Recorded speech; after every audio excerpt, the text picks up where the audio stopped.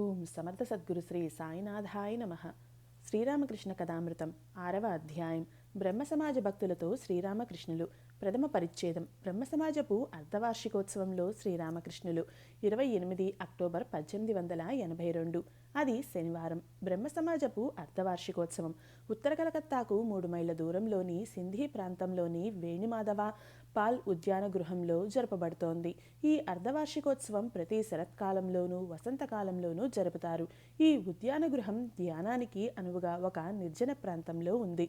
పువ్వుల చెట్లతో, పచ్చిక గట్లు గల కృత్రిమ సరోవరాలతో, పచ్చని పొదరిళ్లతో ఆ ప్రాంతపు అందం ద్విగుణీకృతం అవుతోంది. అస్తమిస్తున్న సూర్యుని కాంతిలో మృదుల మేఘాలు బంగారు వర్ణాలు ఈనుతున్న సమయంలో పరమ గురువు శ్రీరామకృష్ణులు అక్కడకు వేంచేశారు. అనేక మంది భక్తులు ప్రాతకాలపు ఉపాసనా కార్యక్రమాలలో పాల్గొన్నారు. మధ్యాహ్నం కలకత్తా చుట్టుపట్ల గ్రామాల నుండి కూడా జనం వచ్చారు. శ్రీరామకృష్ణుల అనురాగానికి పాత్రుడైన గొప్ప బ్రహ్మ సమాజ భక్తుడు శివనాథ్ కూడా ఈ భక్త సందోహంలో ఉన్నాడు. వీరందరూ శ్రీరామకృష్ణుల రాకకై ఆతృతతో ఎదురుచూస్తున్నారు. శ్రీరామకృష్ణులను మరికొందరు భక్తులను తీసుకువస్తున్న బండి ఉద్యాన గృహాన్ని చేరుకోగానే ఆయనకు స్వాగతం తెలుపుతూ అందరూ గౌరవపూర్వకంగా లేచి నిలబడ్డారు. నాటక ప్రదర్శనశాలలో తెరెత్తబోయే ముందు రాజ్యం చేసే నిశ్శబ్దం లాంటిది అప్పుడు అక్కడ హఠాత్తుగా నెలకొంది. అప్పటిదాకా పరస్పరం మాట్లాడుకుంటున్న భక్తులు తమ దృక్కులను శ్రీరామకృష్ణుల ప్రశాంత వదనారవిందంపై కేంద్రీకరించారు. ఆయన పెదవుల నుండి జాలువారబోయే ఒక్క మాటను కూడా వినకుండా వదలరాదు అనే ఆతృతతో వారు ఉన్నారు. ద్వితీయ పరిచ్ఛేదం. భక్తులతో సంభాషణ. శివనాథ్ను చూసి చూడగానే శ్రీరామకృష్ణులు సంతోషంగా ఇలా కేకవేశారు. ఆహా, ఇదిగో శివనాథ్, చూడు, నువ్వు భగవంతుడి భక్తుడవు. నిన్ను చూడటమే నా హృదయాన్ని ఆనందమయం చేస్తోంది. గంజాయి తాగేవాడు మరొక గంజాయి తాగేవాడిని కలుసుకోవటంలో ఎంతో సంతోషిస్తాడు.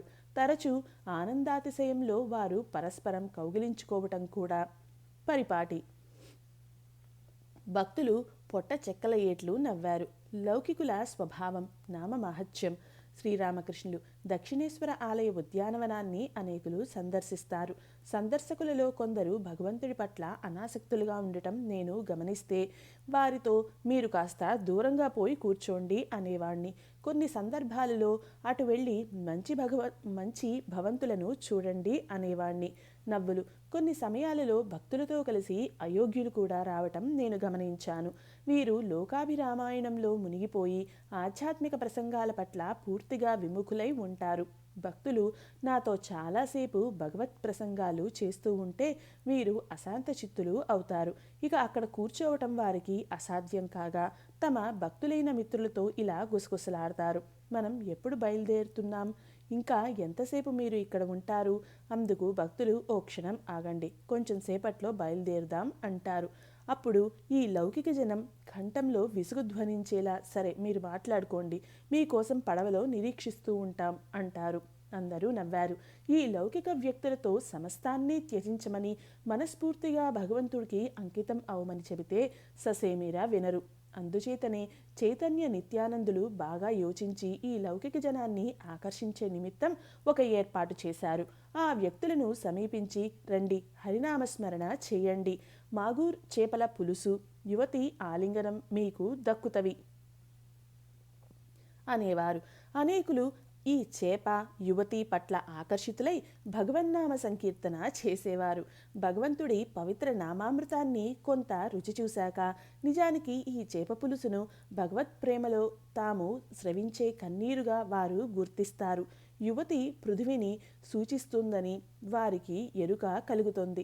యువతి ఆలింగనం భగవత్ ప్రేమలో పరమానందంతో నేలపై పడి దొర్లటంగా అర్థం చేసుకుంటారు. జనులు హరినామస్మరణ చేయటం కోసం నిత్యానందుడు ఏవేవో మార్గాలను చేపట్టేవాడు. భగవన్నామానికి ఎంతో మహత్వం ఉందని చైతన్యుడు అనేవాడు. అది తక్షణమే ఫలితాన్ని ఇవ్వకపోవచ్చును, కానీ ఏదో ఒకరోజు ఫలాన్ని తప్పక అందిస్తుంది. ఒక భవనం గోడ మీద వదిలివేయబడిన విత్తనం వంటిది అది. చాలా రోజులు గడిచాక భవనం కూలిపోయి విత్తనం నేల మీద రాలుతుంది. తర్వాత అంకురించి చివరికి ఫలవంతం అవుతోంది. మానవ ప్రవృత్తి 3 గుణాలు: సత్వ, రజో, తమో గుణ భక్తులు. సంసారులలో సత్వ రజస్ తమ తమస్సులనే గుణాలు ఉన్నట్లే భక్తి కూడా ఈ గుణాలచే చిత్రీకరింపబడింది. సంసారంలో సత్వగుణం గల వ్యక్తి ఎలా ఉంటాడో తెలుసా? బహుశా అతడి ఇల్లు కొంతమేర జీర్ణావస్థలో ఉంటుంది. దాని మరమ్మత్తు గురించి అతడు పట్టించుకోడు. దేవుడు ఇంటిలో పావురాళ్ల రెట్టలు, ముంగిట పాచిపట్టి ఉంటుంది. వీటి గురించి అతడికి ధ్యాసే ఉండదు. ఇంట్లోని కుర్చీలు వగైరాలు పాతవై ఉంటవి. వాటికి పాలిష్ చేసి శుభ్రంగా ఉంచుకోవాలి అనే ఆలోచనే అతడికి రాదు. ధరించే ఉడుపుల గురించి అస్సలు పట్టించుకోడు. ఏదో ఒకటి ధరించి సరిపెట్టుకుంటాడు. కానీ వ్యక్తి మాత్రం శాంత స్వభావి, నెమ్మదస్తుడు, దయాళువు, వినమ్రుడు, ఎవ్వరికీ హాని తలపెట్టడు. మళ్ళీ సంసారంలో రజోగుణ లక్షణాలు గల వ్యక్తులు కొందరు ఉంటారు. అలాంటి వ్యక్తి గొలుసున్న చేతి గడియారం, వేళ్లకు 2-3 ఉంగరాలు ధరిస్తాడు. ఇంట్లో సామాను అందంగా పొందికగా అమర్చబడి ఉంటుంది. గోడలకు మహారాణి, రాకుమారుడు తదితర ప్రముఖుల తైలవర్ణ చిత్రాలు వేలాడుతూ ఉంటవి. ఇల్లు చక్కగా సున్నం కొట్టబడి ఉంటుంది. నానా రకాల దుస్తులు అతడికి ఉంటాయి. సేవకులకు కూడా తగినట్లు దుస్తులు అమరి ఉంటవి. సంసారులలో తమో గుణ లక్షణాలు గల వ్యక్తిలో నిద్ర, కామం, క్రోధం, అహంకారం మొదలైనవి ఉంటాయి. అదే రకంగా భక్తికి సత్వగుణం ఉంటుంది.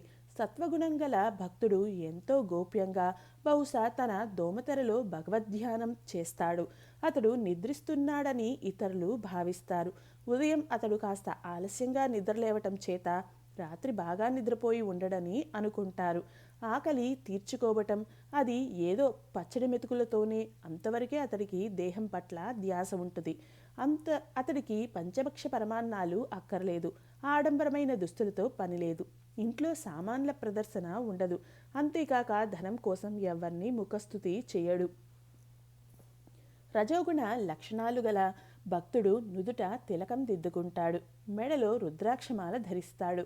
ఆ మాలలో అక్కడక్కడ బంగారు పూసలు కూడా ఉంటాయి. అందరూ నవ్వారు. పట్టుపంచె ధరించి పూజ చేస్తాడు. తృతీయ పరిచ్ఛేదం. శ్రీరామకృష్ణులు. తామసిక లక్షణాలున్న భక్తుడికి ప్రగాఢ విశ్వాసం ఉంటుంది. గజదొంగ ఒక వ్యక్తిపై పడి బలాత్కారంగా దోచుకునేట్లుగా ఈ తామసిక భక్తుడు భగవంతుడి నుండి వరాలను వసూలు చేసుకుంటాడు. కొట్టు, చంపు, అదే అతడి మార్గం, గజదొంగ మార్గం. ఇలా అంటూ శ్రీరామకృష్ణులు ప్రేమానందంలో మధురస్వరంతో పాడసాగారు. శ్రీరామకృష్ణులు జగజ్జనని ప్రేమలో ఉన్మత్తులయ్యారు. తీవ్ర వ్యాకులతతో మళ్ళీ పాడనారంభించారు. నామమహత్యం 3 రకాల ఆచార్యులు. ఓ దుర్గాయని పిలుచుచు అసువులు నే బాసినచో ఎటులీయవు ముక్తి నాకు ఎంతటి పాతకినైన నేను. తరువాత శ్రీరామకృష్ణులు ఇలా అన్నారు. గట్టి పట్టుదల ఉండాలి. ఏమిటి? నేను అమ్మనామాన్ని స్మరించాను. ఇక మీదటనే నేను ఎలా పాపిని అవుతాను? నేను ఆమె బిడ్డను. ఆమె ఐశ్వర్యానికి నేను వారసుడను. మీ తామస గుణానికి ఆధ్యాత్మిక మలుపు కల్పిస్తే దాని సహాయంతో భగవత్ సాక్షాత్కారం పొందవచ్చు. భగవంతుణ్ణి గట్టిగా పట్టుపట్టి అడగండి. ఆయన మనకు పరాయి మనిషి ఏమీ కాదు. ఆయన మన సొంత మనిషే. మళ్ళీ చూడండి, ఇతరుల హితానికై తామస లక్షణాన్ని చక్కగా ఉపయోగించవచ్చు. వైద్యులలో 3 తరగతుల వారు, ఉత్తమ, మధ్యమ, అధమ ఉన్నారు. రోగి నాడి పరీక్షించి ఈ ఔషధం నియమంగా పుచ్చుకో అని మాత్రం చెప్పే వైద్యుడు అధమ వర్గానికి చెందుతాడు. రోగి వాస్తవానికి మందు పుచ్చుకున్నాడో లేదో కూడా ఇతడు విచారించడు. మధ్యమ తరగతికి చెందిన వైద్యుడు రోగిని పరిపరి విధాల బుజ్జగించి ఔషధం పుచ్చుకోమంటాడు. రోగితో తీయగా ఇలా అంటాడు. మంచివాడివి కదూ, ఔషధం పుచ్చుకోకుంటే రోగం ఎలా నయమవుతుంది?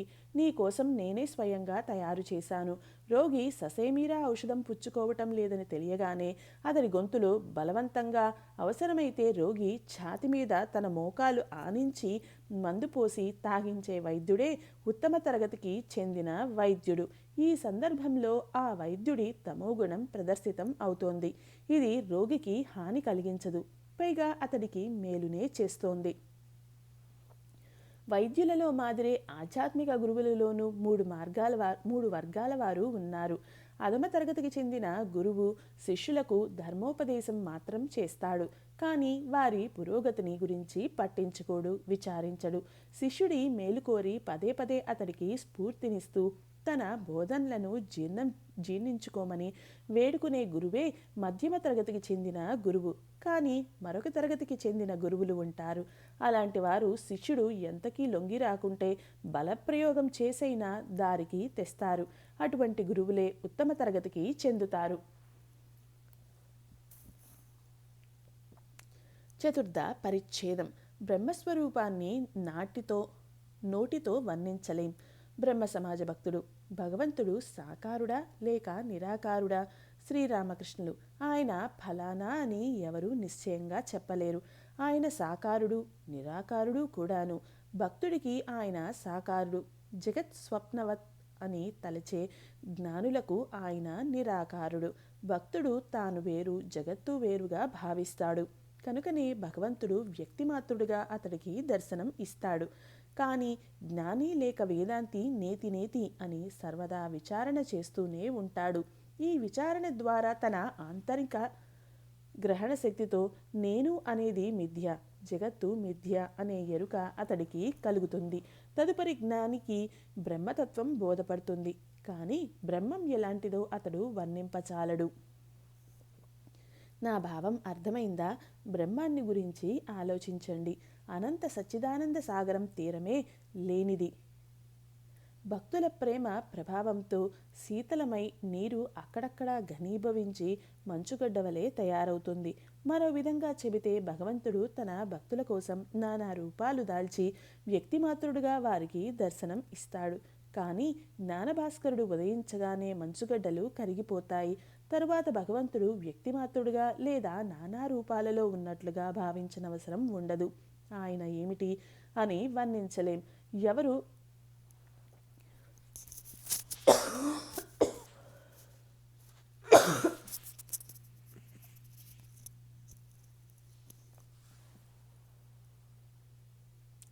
భగవంతుణ్ణి వర్ణించగలరు? అలా వర్ణించగలిగినప్పుడు నేను అనే అహం మాయమవుతుంది. విచారణ చేసుకుంటూ పోతే నేను అనేది ఏదీ కనిపించదు. ఉదాహరణకు ఒక ఉల్లిపాయ తీసుకోండి. ఉల్లిపాయను ఒలిచేటప్పుడు మొదట ఎర్ర పొర, తర్వాత తెల్ల పొరలు వస్తాయి. ఈ తెల్ల పొరలను ఒకదాని వెంట ఒకటిగా ఒలిచివేస్తే చివరకు ఏమీ కనపడదు. అటువంటి స్థితిలో ఎంత వెతికినా అహంకారం అంటూ ఏమీ కనిపించదు. దాన్ని వెతకటానికి ఇక ఎవరు మిగిలి ఉంటారు? ఆ స్థితిలో తన పరిశుద్ధ చైతన్య స్థితిలో బ్రహ్మస్వరూపం గురించి తాను ఎలా భావిస్తాడో ఎవరు వర్ణించగలరు? ఒకసారి సముద్రపు లోతును కనుగొనటానికి ఒక ఉప్పు బొమ్మ సముద్రంలోకి వెళ్ళింది. ఆ బొమ్మ నీళ్లలోకి వెళ్ళగానే కరిగిపోయింది. ఇక సముద్రపు లోతును చెప్పేవారు ఎవరు? పూర్ణ జ్ఞానానికి ఒక సంకేతం ఉంది. పూర్ణజ్ఞానం పొందినప్పుడు మనిషి మౌనం వహిస్తాడు. తదుపరి నేను అనే ఉప్పుబొమ్మ సచ్చిదానంద సాగరంలో కరిగిపోయి దానిలో తాదాత్మ్యం చెందుతుంది. భేదబుద్ధి కించిత్తు కూడా మిగిలి ఉండదు. విచారణ చేయడం పూర్తి కానంత వరకు మనిషి అతిశయంతో తర్కిస్తూ ఉంటాడు. విచారణ పూర్తి కాగానే అతడు మౌనం వహిస్తాడు. ఖాళీ కడవను నీళ్లతో నింపాక కడవలోని నీరు బయట ఉన్న తటాకంలోని నీటితో ఒకటైనప్పుడు శబ్దం వినరాదు. కడవలో పూర్తిగా నీరు నిండనంత వరకు శబ్దం వస్తూనే ఉంటుంది. సముద్రపు కాలాపానీలో ప్రవేశించిన పడవ ఇక తిరిగి రాదని ప్రాచీన పెద్దలు చెప్పేవారు. అహం పోదు.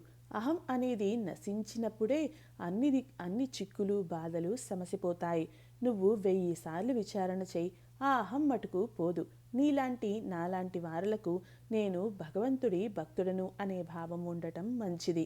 భక్తులకు సగుణ బ్రహ్మం కేటాయించబడింది. అంటే భగవంతుడు గుణాలు కలవాడని, రూపాన్ని ధరించి వ్యక్తిమాతుడుగా దర్శనం ఇస్తాడని భక్తుడు విశ్వసిస్తాడు.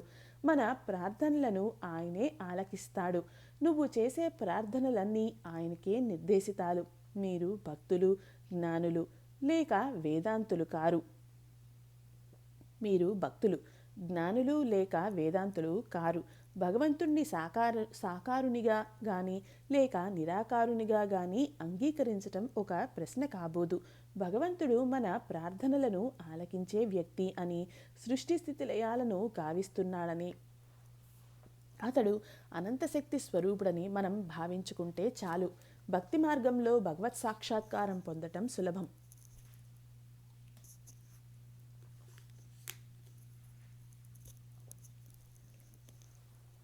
పంచమ పరిచ్ఛేదం. భగవద్దర్శనం సాకారమా నిరాకారమా? బ్రహ్మ సమాజ భక్తుడు: మహాశయ, భగవంతుడిని చూడటం సాధ్యమేనా? సాధ్యమే అయితే మేం ఆయనను ఎందుకు చూడలేకున్నాం? శ్రీరామకృష్ణులు: అవును, ఆయన్ను తప్పక చూడవచ్చు. ఆయన్ను సాకార రూపంలో చూడవచ్చు, నిరాకారంలోనూ కాంచవచ్చు. నీకు దాన్ని ఎలా వివరించగలను? బ్రహ్మ సమాజ భక్తుడు: భగవంతుణ్ణి ఎలాంటి సాధనలచే చూడవచ్చు? శ్రీరామకృష్ణుడు: ఆయనకై తీవ్ర పరితాపంతో నువ్వు విలపించగలవా? లోకులు దారాపుత్రుల కోసం, ధనం కోసం కడివెడు కన్నీరు కారుస్తారు. భగవంతుడి కోసం ఎవరు విలపిస్తారు? పిల్లవాడు బొమ్మల ఆటలో లీనమై ఉన్నంత వరకు తల్లి వంట తదితర ఇంటి పనులు చేసుకుంటూ ఉంటుంది. కానీ పిల్లవాడికి ఇక బొమ్మల ఆట రుచించనప్పుడు వాటిని పక్కకు విసిరివేసి తల్లి కోసం గావు కేకలు పెడతాడు. తక్షణమే తల్లి సగం ఉడికిన అన్నపు పాత్రను పొయ్యి నుండి దింపి పరుగున వెళ్ళి పిల్లవాడిని అక్కున చేర్చుకుంటుంది. బ్రహ్మ సమాజ భక్తుడు: మహాశయ, భగవంతుడి స్వరూపాన్ని గురించి ఇన్ని విభిన్న అభిప్రాయాలు ఎందుకు ఉన్నాయి? కొందరు భగవంతుడు సాకారుడని, మరికొందరు నిరాకారుడని అంటారు. మళ్ళీ భగవంతుడు సాకారుడని పేర్కొనేవారు ఆయన విభిన్న రూపాలను గురించి మనకు చెబుతారు. ఎందుకు ఈ వివాదం అంతా? శ్రీరామకృష్ణులు: భక్తుడు భగవంతుణ్ణి ఏ రకంగా చూస్తాడో భగవంతుడు ఆ రూపులో ఉంటాడు అనే తలుస్తాడు. వాస్తవానికి భగవంతుణ్ణి గురించి ఎలాంటి గందరగోళమూ లేదు. ఏదో విధంగా భగవత్ సాక్షాత్కారం కలిగినప్పుడు భగవంతుడే స్వయంగా భక్తుడికి దీన్ని గురించి వివరించి చెబుతాడు. మీరు ఆ మార్గంలో మీ పాదాన్ని మోపలేదు.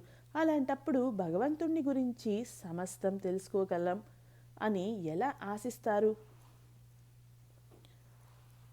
ఒక కథ చెబుతా వినండి. ఒకప్పుడు ఒక వ్యక్తి అడవిలో ప్రవేశించి ఒక చెట్టు మీద ఒక చిన్న జంతువును చూశాడు. అతడు తిరిగి వచ్చి మరొక వ్యక్తితో తాను ఆ పలానా చెట్టు మీద అందమైన ఎరుపు రంగులోని ఒక జంతువును చూశానని చెప్పాడు. ఆ రెండవ వ్యక్తి ఇలా అన్నాడు: నేను ఆ అడవిలోకి వెళ్ళినప్పుడు ఆ జంతువును చూడటం జరిగింది. కానీ దాని రంగు ఎరుపు అని ఎందుకు అంటున్నావు? అది ఆకుపచ్చ రంగుది. ఆ సందర్భంలో అక్కడే ఉన్న మూడవ వ్యక్తి ఆ ఇద్దరి జవాబును ఖండిస్తూ ఆ జంతువు రంగు పసుపచ్చ అని బల్లగుద్ది చెప్పాడు. ఈలోపు మరికొందరు అక్కడ గుమిగూడారు. అందులో ఒకడు నీలమని, మరొకడు గచ్చకాయ రంగు అని, ఇలా తలా ఒక విధంగా చెప్పసాగారు. చివరికి వారి మధ్య ఆ జంతువు రంగు గురించి దెబ్బలాట మొదలైంది. ఈ వివాదాన్ని పరిష్కరించే నిమిత్తం అందరూ కలిసి ఆ చెట్టు వద్దకు వెళ్లారు.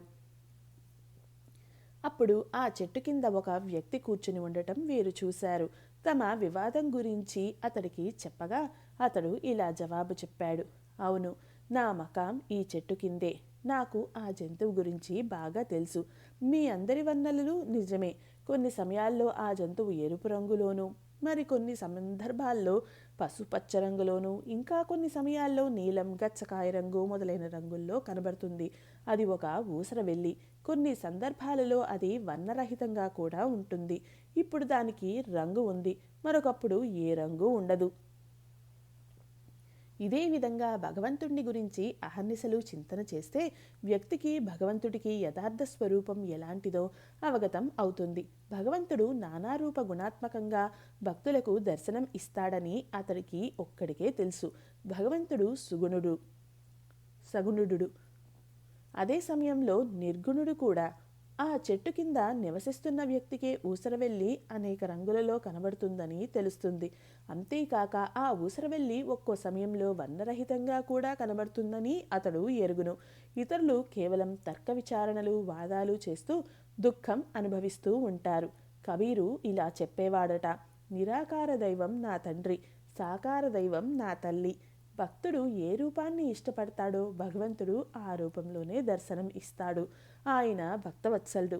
తన వీరభక్తుడైన హనుమంతుడి కోసమే భగవంతుడు రాముడిగా అవతరించాడని పురాణం పేర్కొబడి ఉంది.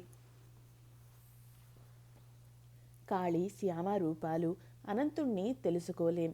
భగవంతుడి రూపగుణాలు వేదాంతం ప్రకారం వివేచించినప్పుడు అదృశ్యం అవుతాయి. ఆ వివేచనపు అంతిమ సిద్ధాంతం ఇదే. బ్రహ్మసత్యం నామరూపయుక్తమైన ఈ జగత్తు మిథ్య. తాను భక్తుడును అనే చైతన్యం ఉన్నంత వరకు అతడికి భగవంతుడి రూపాలను దర్శించడానికి లేక భగవంతుడిని వ్యక్తిమాత్రుడిగా భావించడానికి వీలుపడుతుంది. ఆ వివేచన దృక్పథం నుండి ఈ భక్తుడు అనే అహం అతన్ని భగవంతుడి నుంచి కొంత దూరంగానే ఉంచుతుంది. శ్రీకృష్ణ లేక కాళీ విగ్రహాలు 3.5 మూరల ఎత్తులో ఎందుకు ఉంటాయో మీకు తెలుసునా? దూరం కారణంగానే. దూరంలో ఉండటం చేతనే సూర్యుడు చిన్నగా కనిపిస్తాడు. కానీ దగ్గరకు వెళ్ళి చూశారు అంటే చూడనలవి కానంత పెద్దగా కనిపిస్తాడు. కృష్ణ కాళీ విగ్రహాలు నీలిరంగులో ఎందుకు ఉంటాయి? అది దూరం కారణంగానే. జలాశయంలోని నీరు దూరం నుంచి ఆకుపచ్చ, నీలం లేక నలుపు రంగులో కనబడే విధంగా దగ్గరికి వెళ్ళి ఆ నీటిని అరచేతిలోకి తీసుకుని చూడండి. ఆ నీటికి రంగు ఏదీ ఉండకపోవటం చూస్తారు. దగ్గరకు వెళ్ళి చూస్తే వర్ణరహితంగా కనిపిస్తుంది.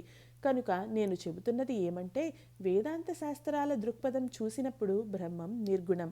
బ్రహ్మం స్వరూపం ఏమిటో నోటితో చెప్పలేము. అయితే నువ్వు ఉన్నంత వరకు ఈ జగత్తు వాస్తవమే. భగవంతుడి నానా రూపాలు, భగవంతుడు వ్యక్తిమాత్రుడు అనే భావన కూడా సత్యమే. మీది భక్తి మార్గం. అది చాలా మంచిది. అది సులభ మార్గం కూడా. అనంతరూపుడైన ఆ భగవంతుణ్ణి ఎవరు పూర్తిగా అర్థం చేసుకోగలరు? ఆయనను అర్థం చేసుకోవలసిన అవసరం కూడా ఏమున్నది? అతి దుర్లభమైన ఈ మానవ జన్మ లభించాక మనకు కావలసింది భగవంతుడి పాదపద్మముల పట్ల భక్తి ఒక్కటే. ఒక చెంబు నీటితోనే దాహం తీరిపోతున్నప్పుడు జలాశయంలో ఎంత నీరు ఉన్నదో కొలవటం ఎందుకు? సగం సీసా మద్యంతోనే నాకు బాగా మత్తెక్కినప్పుడు సారా దుకాణంలో ఎంత సరుకు ఉన్నదో గణించటంలో ప్రయోజనం ఏమిటి? అనంతుని సంపూర్ణంగా తెలుసుకోవలసిన అవసరం ఏముంది? షష్ఠ పరిచ్ఛేదం. భగవద్దర్శన లక్షణాలు. సప్త భూములు. బ్రహ్మ జ్ఞానం.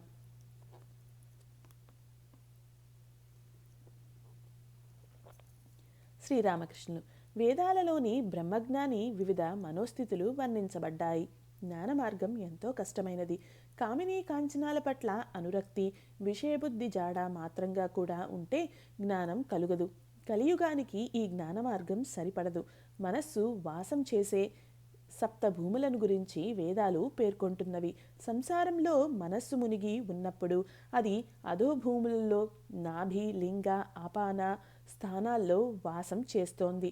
ఆ స్థితిలో మనస్సు ఉన్నత దృష్టిని కోల్పోతోంది. కామినీ కాంచనాలపైన నిలిచి ఉంటుంది. మనస్సు 4వ భూమి, హృదయం. మనస్సు అక్కడ వాసం చేస్తున్నప్పుడు ఆధ్యాత్మిక చైతన్యపు తొలిభావాలు అంకురిస్తాయి. సాధకుడు తన చుట్టూ జ్యోతిని కాంచుతాడు. అంతా ఆ వ్యక్తి నలువైపులా జ్యోతి దర్శనం గాంచి ఆశ్చర్యంతో మూగబోయి ఇదేమిటి అంటాడు. ఆ స్థితిలో అతడి మనస్సు అధోముఖంగా సంసారం కేసి పోజాలదు. మనస్సు 5వ భూమి కంఠస్థానంలో నెలకొని ఉంది. మనస్సు ఈ స్థానానికి చేరుకున్నప్పుడు సాధకుడు అవిద్య, అజ్ఞానం నుండి విముక్తుడవుతాడు. భగవత్ ప్రసంగం తప్ప మరేది అనడు, వినడు, మాట్లాడడు. లౌకిక విషయాల గురించి ఎవరైనా మాట్లాడితే అతడు అక్కడి నుండి వెళ్ళిపోతాడు. మనస్సు 6వ భూమి భ్రూమధ్యంలో ఉన్నది. మనస్సు ఇక్కడకు చేరుకున్నప్పుడు సాధకుడు అహర్నిశలు భగవద్రూపాన్ని గాంచుతాడు. అప్పటికి అతడిలో అహం జాడమాత్రంగా మిగిలి ఉంటుంది. భగవంతుడి ఆ నిరుపమాన రూపాన్ని దర్శించగానే సాధకుడు ఉన్మత్తుడైపోతాడు. ఆ రూపాన్ని స్పృశించి ఆలింగనం చేసుకోవటానికి ప్రయత్నిస్తాడు. కానీ ఆ ప్రయత్నం ఫలించదు. లాంతర్ లోపల వత్తి వెలుగుతోంది. ఆ వెలుగును స్పృశించాలని అనుకుంటాం. కానీ గాజు చిమ్నీ మధ్యలో ఉండటంతో ఆ వెలుగును తాకలేం. మనస్సు 7వ భూమి శిరస్సున ఉంది. మనస్సు అక్కడకు ఎగసినప్పుడు సాధకుడు సమాధిలోకి వెళ్తాడు. అప్పుడు ఆ బ్రహ్మజ్ఞానికి బ్రహ్మం ప్రత్యక్ష దర్శనం అవుతోంది. కానీ ఆ స్థితిలో అతడి దేహం ఎక్కువ రోజులు నిలిచి ఉండదు. బాహ్య ప్రపంచం పట్ల అతడికి స్పృహే ఉండదు. ఆహారం ఏమీ స్వీకరింపజాలడు. అతడి నోట పాలు పోసిన పక్షంలో పాలు బయటికి వచ్చేస్తాయి. ఈ చైతన్య భూమిలో వాసం చేసినప్పుడు 21 రోజులలో మరణం సంభవిస్తుంది. ఇదే బ్రహ్మజ్ఞాని స్థితి. కానీ మీది భక్తి మార్గం. అది ఎంతో శ్రేష్టమైంది, పైగా సుగమం కూడా. సమాధి స్థితితో కర్మత్యాగం. శ్రీరామకృష్ణుల గళిత హస్తం. ఒకప్పుడు ఒక వ్యక్తి నాతో, మహాశయ, మీరంటున్న సమాధి స్థితిని నాకు త్వరగా నేర్పించగలరా అని అడిగాడు. అందరూ నవ్వారు. సమాధి స్థితి పొందిన తర్వాత అతడికి సర్వకర్మత్యాగం కలుగుతుంది. విషయకర్మలే కాక పూజా జపాది కర్మలు కూడా అంతరిస్తాయి. మొదట్లో కర్మ కోలాహలం అధికంగా ఉంటుంది. భగవంతుడి వైపుగా ఎంత పురోగమిస్తూ ఉంటావో అంత మేరకు కర్మాడంబరాలు తగ్గిపోతూ ఉంటాయి. భగవంతుని నామగుణగానం కూడా అతడు చేయలేకపోతాడు అంటే అతిశయోక్తి కాబోదు. శివనాథ్తో, నువ్వు ఈ సభకు రానంత వరకు నీ సుగుణాలను గురించే ప్రస్తావిస్తూ చర్చిస్తూ ఉంటారు. కానీ నీ రాకతో అంతా ఆగిపోతుంది. నిన్ను చూడటంతోనే అందరూ ఆనందిస్తారు. ఇప్పుడు జనం ఆహా, ఇదిగో శివనాథ్ బాబు అని మాత్రమే అంటారు. నిన్ను గురించి సంభాషణ అంతా ఆగిపోతుంది. సమాధి స్థితి పొందిన తర్వాత నేను ఒకసారి తర్పణం విడవటానికి గంగకు వెళ్ళాను. అరచేతుల్లోకి నీరు తీసుకోగా వేళ్ల సందుల నుండి నీళ్లు కారిపోయాయి. విలపిస్తూ అప్పుడు హలదారితో, అన్నా, ఇదేమిటి ఇలా అవుతోంది అన్నాను. అందుకు హలదారి, దీనినే గళిత హస్తం అంటారు అన్నాడు. భగవత్ సాక్షాత్కారం కలిగిన తర్వాత తర్పణాది కర్మలు ఆచరించ సాధ్యం కాదు. సంకీర్తన జరుగుతున్నప్పుడు భక్తుడు మొదట నితాయ్ అమర్ మాతా హాతీ అంటూ పాడతాడు. భక్తి పారవస్యం అధికరించగానే భక్తుడు హాతీ హాతీ అని మాత్రమే అంటూ ఉంటాడు. తదనంతరం హాతీ అన్న మాట కేవలం నోట్లోనే ఉంటుంది. చిట్ట చివరకు హా అని మాత్రమే అంటూ భావసమాధి నిమగ్నుడు అవుతాడు. అప్పటిదాకా పాడుతున్న ఆ వ్యక్తి మూగబోతాడు. బ్రాహ్మణ సమారాధన సమయంలో ఎంత కోలాహలంగా ఉంటుందో గమనించలేదా? విస్తళ్ళు వేశాక అతిథులు వాటి ముందు కూర్చున్న తరువాత శబ్దం చాలా వరకు అణిగిపోతుంది. కేవలం పూరీలు పట్రా అని కేకలు మాత్రం వినవస్తాయి. పూరీలు తదితర వంటకాలు తిన్న తర్వాత 3 వంతుల శబ్దం అణిగిపోతుంది. చివరికి పెరుగు వడ్డించాక పెరుగన్నం జుర్రుకుంటున్న శబ్దం మాత్రమే వినగలం. అందరూ నవ్వారు. తర్వాత మచ్చుకి కూడా శబ్దం ఉండదు. తదనంతరం అంతా నిద్రకు ఉపక్రమిస్తారు. అప్పుడు పూర్తిగా నిశ్శబ్దం రాజ్యం చేస్తుంది. అందుచేత నేను చెబుతున్నది ఏమంటే, ఆధ్యాత్మిక జీవిత ప్రారంభ దశలో కర్మ కలాపాల ఆర్భాటము అధికంగా ఉంటుంది. కానీ భగవన్మార్గంలో ఎంతగా పురోగమిస్తే అంతగా ఈ ఆర్భాటం తగ్గసాగుతుంది. చిట్ట చివరకు కర్మ పరిత్యాగం జరిగి సమాధి స్థితి కలుగుతుంది. ఇంటి కోడలు గర్భవతి అయినప్పుడు అత్తగారు ఆమె పనులను తగ్గించి వేస్తుంది. నెలలు నిండాక దాదాపు ఏ పని చేయవలసి ఉండదు. బిడ్డ పుట్టాక ఆమెకు ఇంటి పని ఏదీ ఉండదు. కేవలం బిడ్డను చూసుకుంటూ గడుపుతుంది. ఇంటి పనులను అత్తగారు, ఆడపడుచు, తోడికోడలు మొదలైన వారు చేస్తారు. సమాధి స్థితి తర్వాత అవతార పురుషుల శరీరం లోక శిక్షణార్థమే. సామాన్యంగా సమాధి స్థితి పొందిన తర్వాత దేహంలో జీవం నిలిచి ఉండదు. కానీ నారదాది ఋషులకు ఈ నియమం వర్తించదు. లోకుల ఉపదేశార్థం వీరు సజీవులై ఉంటారు. భగవదవతారమూర్తులైన చైతన్య మహాప్రభు వంటి వారి విషయంలో కూడా ఇది వర్తిస్తుంది. బావి తవ్వటం పూర్తి కాగానే పార, పలుగు, బుట్ట పారవేయటం జరుగుతుంది. కానీ కొందరు ఈ పనిముట్లను ఇరుగు పొరుగుల ఉపయోగార్థం పదులపరుచుకుంటూ ఉంటారు. సమాధి అనంతరం తమ దేహాలను నిలుపుకొని ఉండే మహాపురుషులు దుఃఖితులైన జీవుల పట్ల కనికరం చెందుతారు. తమకు కలిగిన జ్ఞానంతోనే తృప్తి చెందే స్వార్థపరులు కారు వీరు. స్వార్థపరుల నైజం గురించి మీకు చక్కగా తెలిసే ఉంటుంది. వారిని ఫలానా చోట మీరు ఉమ్మివేయమని అడిగితే అందువల్ల మీకు ఏదో మేలు జరగవచ్చునని ఆ పని చేయరు. అంగడి నుండి ఒక పైసా మిఠాయి తీసుకురమ్మంటే వీరు దాన్ని నాకుతూ తీసుకువస్తారు. అందరూ నవ్వారు. విభిన్న జీవులలో దైవీశక్తి వ్యక్తీకరణలు విభిన్నాలుగా ఉంటాయి.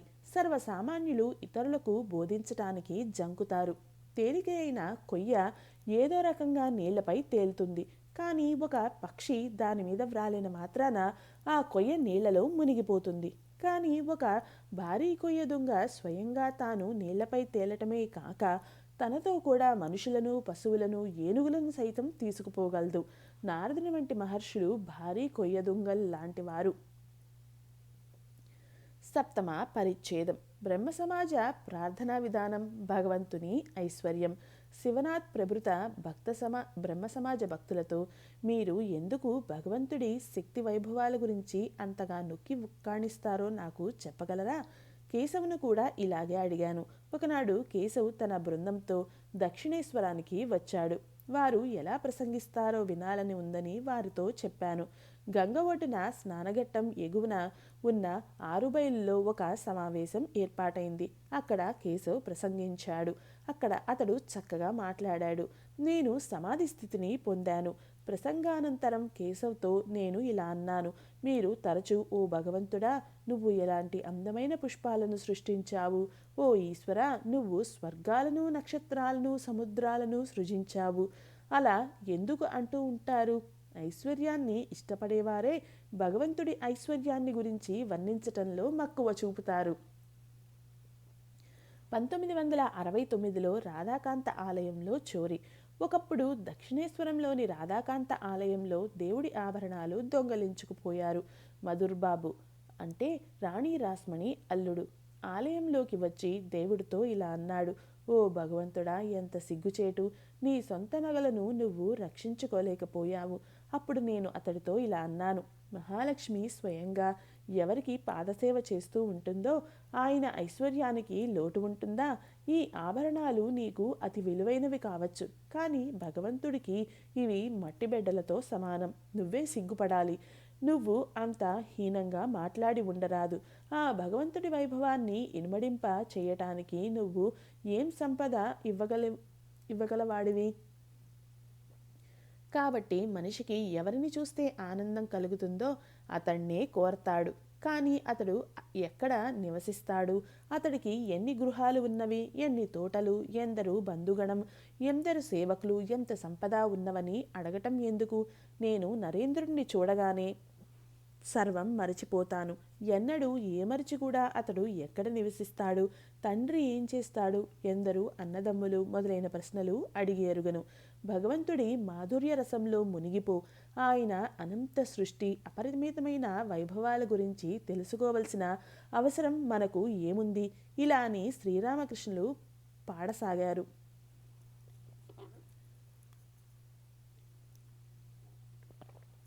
శ్రీరామకృష్ణులు కొనసాగిస్తూ, భగవద్దర్శనానంతరం కొందరు భగవల్లీలా వీక్షణాభిలాష కలిగి ఉండటం కూడా నిజమే. శ్రీరాముడి చేతుల్లో రావణుడు సంహరింపబడ్డ తరువాత రావణుడి తల్లి నికష ప్రాణభయంతో పారిపోసాగింది. అప్పుడు లక్ష్మణుడు రాముడితో ఇలా అన్నాడు. అన్నా, ఏమిటి వింత? నాకు వివరించి చెప్పు. ఈ వృద్ధురాలు అనేక మంది పుత్రులను కోల్పోయి పుత్రశోకం అనుభవిస్తూ ఇప్పుడు స్వీయ ప్రాణ రక్షణార్థం ఇలా ఎందుకు పారిపోతోంది? శ్రీరాముడు రావణుడి తల్లికి అభయం ఇచ్చి తన వద్దకు ఆమెను రావించి ఆమె అలా పారిపోవటానికి గల కారణం ఏమిటని అడిగాడు. అందుకు నికష ఇలా బదులిచ్చింది. ఓ రామ, నేను జీవించి ఉన్నందునే నీ ఈ లీలలను తిలకించగలుగుతున్నాను. ఈ భూమి మీద నువ్వు జరపబోయే అనేక లీలలను చూడగోరి ఇంకా కొంతకాలం జీవించాలని అభిలషిస్తున్నాను. అందరూ నవ్వారు. శివనాథ్తో, నిన్ను చూడాలనే ఇచ్చ కలుగుతోంది. పవిత్రాత్ములైన భక్తులను చూడకుండా నేను ఎలా జీవించగలను? నా గత జన్మలు పవిత్రాత్ములు నాకు మిత్రులై ఉండి ఉంటారని నాకు తోచుతోంది. ఒక్క బ్రహ్మ సమాజ భక్తుడు, మహాశయ, మీరు పునర్జన్మ సిద్ధాంతం నమ్ముతారా? పునర్జన్మ బహూని మే వ్యాతితాని జన్మని తవ చార్జున. శ్రీరామకృష్ణులు, అలాంటిది ఉంటుందని విన్నాను. మన చిన్ని బుర్రలకు భగవంతుడి విధానాలు ఎలా తెలియగలవు? పునర్జన్మలను గురించి అనేకులు ప్రస్తావించి ఉన్నారు కాబట్టి నేను అపనమ్మకం పెట్టుకోను. భీష్ముడు అంపశయ్యపై మరణించే సందర్భంలో ఆయన చుట్టూ శ్రీకృష్ణుడు పంచపాండవులు నిలబడ్డారు. ఆ మహావీరుడి కళ్ళ నుండి అశ్రువులు స్రవించటం వారు గమనించారు.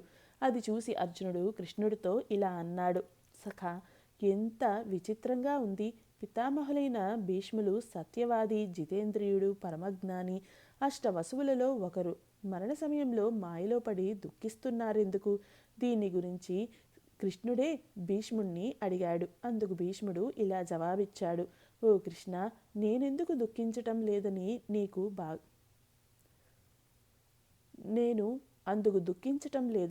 బాగా తెలుసు.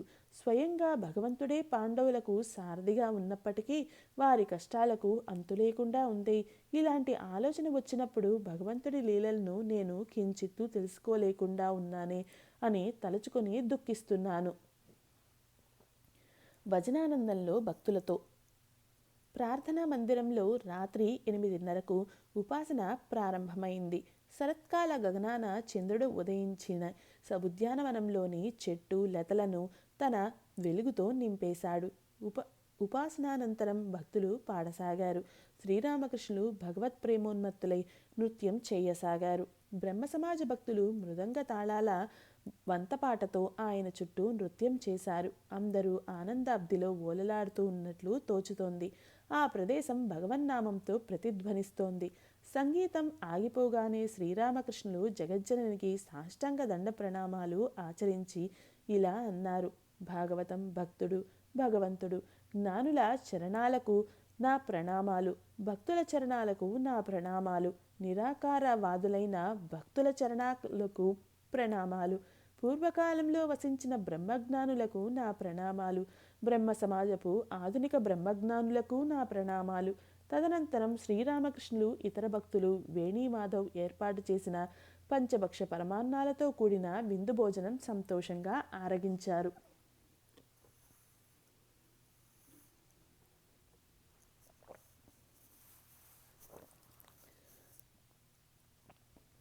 అష్టమ పరిచ్ఛేదం. సర్కస్ ప్రదర్శన శ్రీరామకృష్ణులు. బుధవారం నవంబర్ 15, 1882. శ్రీరామకృష్ణులు రాఖాలాది భక్తులతో దక్షిణేశ్వరం నుండి బండిలోని కలకత్తాలోని మా ఉపాధ్యాయుడిగా పనిచేస్తున్న పాఠశాలకు వచ్చారు. అక్కడ మాను కూడా బండిలో ఎక్కించుకొని గఢ్ మైదానం వైపుగా బయలుదేరారు. శ్రీరామకృష్ణులు విల్సన్ సర్కస్ ప్రదర్శనం తిలకించగోరారు. బండి జనసమ్మర్దం అధికంగా ఉన్న చిత్పూర్ రహదారి గుండా పోతున్నప్పుడు ఆయన పొందుతున్న ఆనందం వర్ణనాతీతం. పసిబాలుడిలా ఆయన మొదట బండి ఒకవైపు నుండి తొంగి చూస్తూ, తర్వాత రెండవ వైపు నుండి తొంగి చూస్తూ దారిన పోయే వారిని ఉద్దేశిస్తున్నట్లుగా తనలో మాట్లాడుకోసాగారు. మాకేసి తిరిగి ఇలా అన్నారు: జనం దృష్టి లౌకిక వస్తువులపైనే స్థిరపడినట్లుగా నాకు అగుపడుతోంది. పొట్ట పోసుకునే ప్రయత్నంతోనే వారంతా ఉరుకులు పరుగులు పెడుతున్నారు. ఏ ఒక్కరిలోనూ భగవత్ చింతన మృగ్యం. వారు సర్కస్ ప్రదర్శనశాల చేరుకున్నారు. ధర తక్కువ టికెట్లు కొన్నారు. భక్తులు శ్రీరామకృష్ణులను ఎత్తైన గ్యాలరీకి తోడ్కొని పోయి తామందరూ ఒక బల్ల మీద కూర్చున్నారు. అప్పుడు శ్రీరామకృష్ణులు ఆనందంగా, ఇది చక్కని చోటు, ఇక్కడ నుండి ప్రదర్శనను బాగా తిలకించవచ్చు అన్నారు. సర్కస్ ప్రారంభమైంది. అనేక విన్యాసాలు ప్రదర్శించారు. ఒక గుర్రం వృత్తాకార మార్గంలో పరిగెడుతూ ఉంది. ఆ మార్గంలో పెద్ద ఇనుప వలయాలు ఎత్తులో ఎడంగా అమర్చబడి ఉన్నవి. గుర్రం మీద ఒంటికాలిపై నిలబడి ఒక ఆంగ్ల స్త్రీ గుర్రం వలయం కింద నుండి పోతున్నప్పుడు చెంగున ఎగిరి ఆ వలయం గుండా దూరి మళ్ళీ గుర్రంపై ఒక కాలిపై నిలబడి ప్రదర్శనలు ఇవ్వసాగింది. ఈ ప్రదర్శనలో ఆమె ఒక్కమారు కూడా గుర్రాన్ని వదిలి విఫలురాలు కాలేదు. సమతౌల్యాన్ని కోల్పోనూ లేదు. సర్కస్ ప్రదర్శన ముగిసిన తర్వాత శ్రీరామకృష్ణులు భక్తులు ఆరుబయట బండి సమీపంలో నిలబడ్డారు. అది చలిరాత్రి కావటంతో ఆయన ఆకుపచ్చ రంగు ఉన్ని శాల్వా కప్పుకొని ఉన్నారు. మొదట భగవంతుడు, తరువాత సంసారం, అభ్యాస యోగం. శ్రీరామకృష్ణులు మాతో, చూశావా, ఆ ఆంగ్ల స్త్రీ ఒంటి కాలిమీద మెరుపు వేగంతో పరిగెత్తుతున్న గుర్రం మీద ఎలా నిలబడిందో, ఎంత కష్టమైన విన్యాసం అది. ఆమె సుదీర్ఘకాలం అభ్యాసం చేసి ఉంటుంది. కాస్త పొరపాటు జరిగితే కాళ్ళు చేతులు విరగటమే కాక మరణం కూడా సంభవించవచ్చు. సంసారంలో కూడా ఇటువంటి కష్టాన్ని ఎదుర్కోవలసి ఉంటుంది. కొందరు భగవత్కృపతో ఆధ్యాత్మిక సాధనా ఫలితంతో విజయం సాధిస్తారు. కానీ అనేకులు విఫలులు అవుతారు. అనేక మంది సంసారంలో ప్రవేశించి అధిక బంధాలలో చిక్కుకుంటారు. వారు సంసారంలో మునిగిపోయి మరణవేదనలు అనుభవిస్తారు.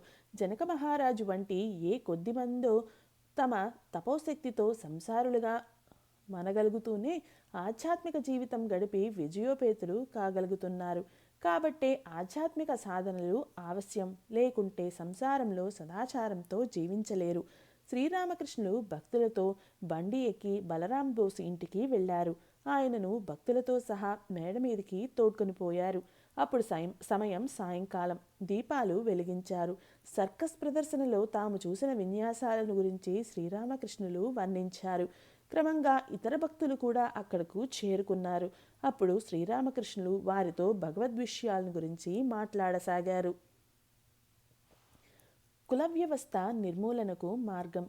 కుల వ్యవస్థ గురించి నా ప్రస్తావన వచ్చింది. శ్రీరామకృష్ణులు ఇలా చెప్పారు.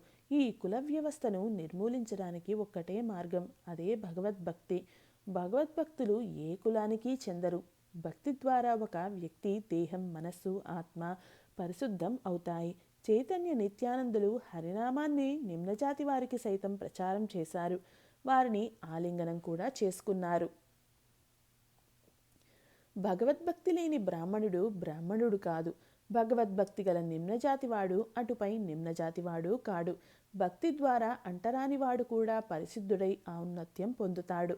సంసారులు బద్ధజీవులు. తరువాత సంసారంలో బద్ధులైన ఉన్న గృహస్థులను గురించి ప్రస్తావిస్తూ శ్రీరామకృష్ణులు ఇలా అన్నారు.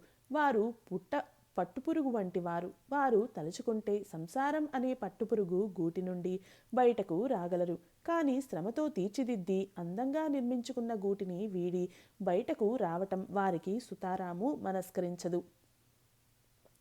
కనుక వారు అక్కడే మరణిస్తారు. లేక వారిని వలలో చిక్కిన చేపతో పోల్చవచ్చు. వలలో ప్రవేశించిన మార్గం గుండానే వారు బయటకు రావచ్చు. కానీ వల లోపల ఇతర చేపలతో క్రీడిస్తూ నీటి మర్మర ధ్వనికి ముగ్ధులవుతూ సర్వాన్ని విస్మరిస్తారు. ఆ వల నుండి బయటపడటానికి కనీస ప్రయత్నం కూడా చెయ్యరు. పసిపిల్లల వచ్చిరాని ముద్దు పలుకులు నీటి మర్మర ధ్వని లాంటివి. బంధుమిత్రులు తక్కిన చేపల వంటి వారు. వారిలో ఏ ఒక్కరో ఇద్దరో తప్పించుకొని పారిపోతారు. వారే ముక్త జీవులు. ఇలా అంటూ శ్రీరామకృష్ణులు పాడనారంభించారు. శ్రీరామకృష్ణులు కొనసాగిస్తూ మనిషిని ధ్యానంతో పోల్చవచ్చు. ధ్యానం తిరగలిలో వేసి తిప్పితే నలిగి పిండి పిండి. మనిషిని ధాన్యంతో పోల్చవచ్చు. ధాన్యం తిరగలిలో వేసి తిప్పితే నలిగి పిండి పిండి అవుతుంది. కానీ కొన్ని ధాన్యం గింజలు పిడిని అంటుకున్నవి తప్పించుకుంటాయి. కాబట్టి మనుషులు పిడి వద్ద శరణు పొందాలి. అంటే భగవంతుని కడ అని అర్థం. భగవంతుణ్ణి స్మరించండి. భగవన్నామస్మరణ ద్వారా మీరు ముక్తి పొందుతారు. లేకుంటే మృత్యురూపమైన తిరగలిలో నలిగి నశించిపోతారు. ఇలా పలికి శ్రీరామకృష్ణులు తిరిగి పాడనారంభించారు. భార్యా పిల్లల పట్ల బాధ్యత. విశ్వాస్ బాబు చాలాసేపు గదిలో కూర్చున్నాడు. ఇప్పుడే వెళ్ళిపోయాడు. ఒకప్పుడు అతడు గొప్ప ధనవంతుడు. చెడు అలవాట్ల మూలంగా సర్వస్వం కోల్పోయాడు. చిట్ట చివరకు భార్యాబిడ్డలను పట్టించుకోవటం కూడా మానేశాడు. విశ్వాస్ గురించి ప్రస్తావిస్తూ శ్రీరామకృష్ణులు ఇలా అన్నారు. అతడు దురదృష్ట జాతకుడైన దౌర్భాగ్యుడు. గృహస్థు నిర్వర్తించవలసిన కర్తవ్యాలు ఉంటాయి. తీర్చవలసిన రుణాలు ఉంటాయి. దైవ రుణం, పితృరుణం, ఋషి రుణం, ఆ పైన కుటుంబ రుణం కూడా ఉంటుంది. భార్య నిష్కళంక అయితే భర్త ఆమెను పోషించాలి. పిల్లలు పెద్దవారయ్యే వరకు వారిని పెంచి పెద్ద చేయాలి. సన్యాసి మాత్రం సంచయం చేయకూడదు. పక్షి సన్యాసి రేపటికి ఏర్పాట్లు చేసుకోరాదు. కానీ పక్షి కూడా పిల్లలు ఉన్నప్పుడు సంచయం చేసుకుంటుంది. తన పిల్లలకు ముక్కున కరచి ఆహారం తీసుకువస్తుంది. బలరాం ప్రస్తుతం విశ్వాస్ సాధు సాంగత్యం చేగోరుతున్నాడు. శ్రీరామకృష్ణులు నవ్వుతూ, సాధువు కమండలం 4 ధామాలు, హిమాలయాల్లోని కేదార్నాథ్, పశ్చిమంలోని ద్వారక, దక్షిణంలోని రామేశ్వరం, తూర్పున పూరి ప్రదక్షిణ చేసి వచ్చినా దాని చేదుపోదు. మలైమారుతం వీచి అన్ని చెట్లను చందనపు చెట్లుగా మారుస్తుందని అంటారు. కానీ కొన్ని చెట్లు బూరుగా, అశ్వత్థం, మారేడు మాత్రం చందనం కానేరవు. కొందరు గంజాయి త్రాగే నిమిత్తం బైరాగులతో సాంగత్యం చేగోర్తారు. నవ్వులు. బైరాగులలో అనేకులకు గంజాయి అలవాటు ఉంటుంది. ఈ గృహస్థులు ఆ బైరాగులతో ఉండి వారికి గంజాయి తయారు చేసి ఇచ్చి బైరాగి పుచ్చుకున్నాక తాము ఆ ప్రసాదాన్ని స్వీకరిస్తారు. అందరూ నవ్వారు.